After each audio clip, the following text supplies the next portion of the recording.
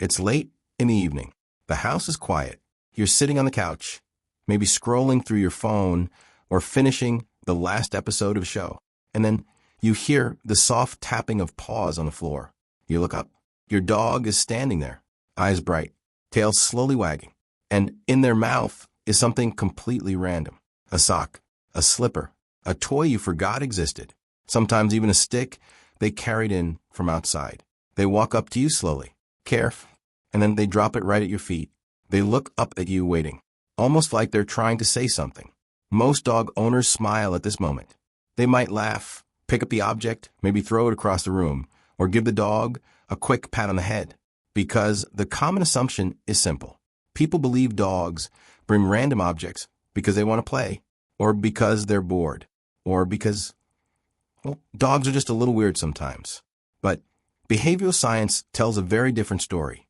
Because when a dog brings you something seemingly meaningless, they're often doing something deeply intentional, something rooted in thousands of years of evolution, something connected to psychology, attachment, and the ancient relationship between dogs and humans. To understand this behavior, we have to step back into the mind of a dog, not the domesticated companion we see today, but the social animal they evolved from. Dogs descend from wolves, animals that survived through cooperation and pack living. In the wild, wolves constantly exchange objects within their group: food, bones, sticks, prey remains. These exchanges aren't random. They're forms of communication. Sharing objects can signal trust, submission, bonding, even reassurance. It's a way of saying, I'm part of this group, I trust you, and sometimes I want your attention. Modern dogs may live in living rooms instead of forests, but their social instincts haven't disappeared. They've simply adapted to a new pack. Us. Your dog doesn't see your home as a house. They see it as a territory shared by their pack.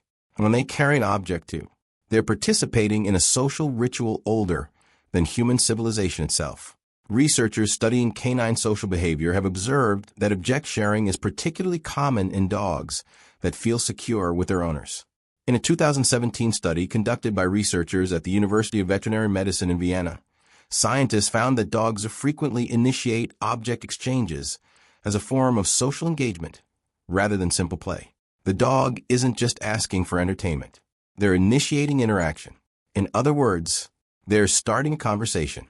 But there's another psychological layer beneath this behavior, one that has to do with attachment.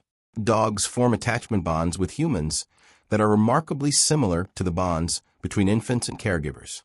In fact, research from Loránd University in Hungary has shown that dogs use their owners as a secure base in unfamiliar environments, much like children do with parents. And when animals feel safe within an attachment bond, they seek interaction. They seek reassurance. They seek connection.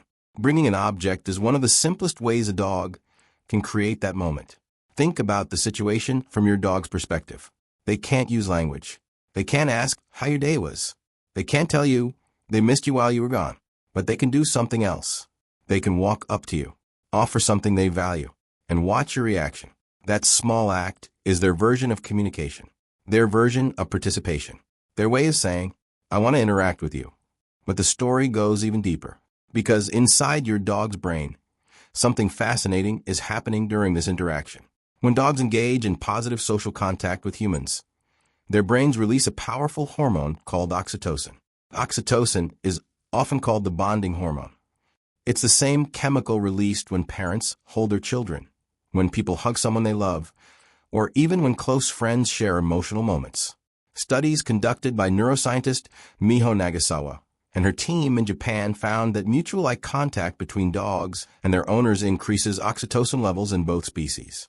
That means when your dog brings you an object and you respond, a biological bonding loop is created. Your dog feels closer to you, and you feel closer to him. It's not just emotional, it's chemical. Your dog's nervous system is literally rewarding them for interacting with you, which means that seemingly random sock or toy isn't random at all. It's part of a neurological feedback system reinforcing your relationship. But not all objects carry the same meaning. Sometimes dogs bring you things that smell strongly like you. Your socks, your shoes, your clothing, and that detail matters. Dogs experience the world primarily through scent. Their noses contain up to 300 million scent receptors, compared to our modest 6 million. When a dog picks up an item that smells like you, they're interacting with something deeply familiar, something comforting. Bringing it to you is like presenting a shared scent marker. It reinforces the sense that you belong together, the same pack. But sometimes, the object they bring has no obvious meaning at all. A leaf, a twig, a random piece of cardboard. And strangely enough, those moments can reveal something even more profound. Because sometimes the object isn't important. The interaction is. In canine psychology, this behavior can be classified as a social offering. The item is simply a tool used to initiate attention, like a child tapping a parent on the shoulder. Your dog is saying, "Look at me, interact with me, let's share a moment." And here's something many dog owners never realize. Dogs are constantly monitoring our emotional states. Studies from the University of Lincoln in the UK show that dogs can distinguish between happy and angry human facial expressions. They can also detect stress hormones like cortisol for scent. That means your dog often knows when you're tired, when you're anxious, when you've had a difficult day. And sometimes, bringing you something is their way of interrupting your emotional state.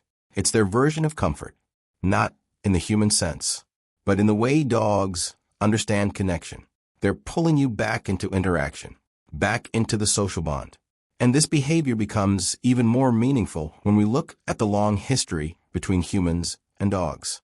Dogs were domesticated somewhere between 15,000 and 30,000 years ago.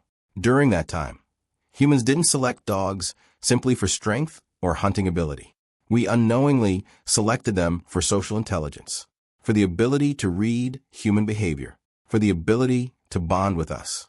Generation after generation, dogs that were better at interacting with humans survived alongside us. Those that couldn't.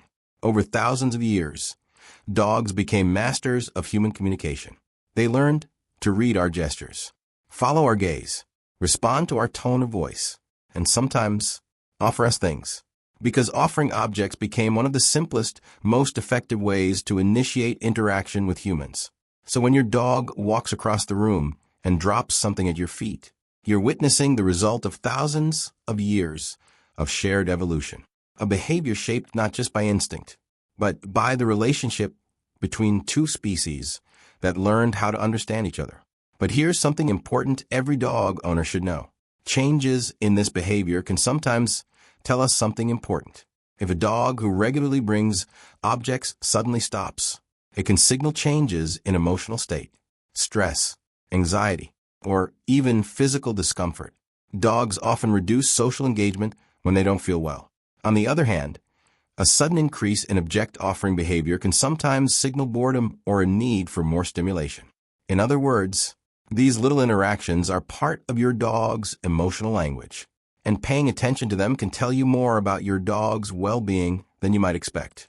But perhaps the most powerful realization comes when we step back and look at the moment itself. A dog walks across the room, carrying something they chose, something they decided to bring to you. They drop it at your feet, and they look up, waiting, not for the object to matter, but for you to respond, for eye contact, for connection, for a shared moment. And in that quiet exchange, there's a reminder of something extraordinary. Two completely different species, separated by millions of years of evolution, still finding simple ways to communicate, still finding ways to say, "I see, I trust you, I want to interact with you." Sometimes, all it takes is a sock, or a stick, or a toy dropped gently at your feet. So the next time your dog brings you something random, pause for a moment, look at them, because what seems like a small, silly behavior might actually be one of the oldest conversations between humans and dogs. If you've ever had a dog bring you something unexpected, I'd love to hear about it. Tell me in the comments what your dog likes to bring you.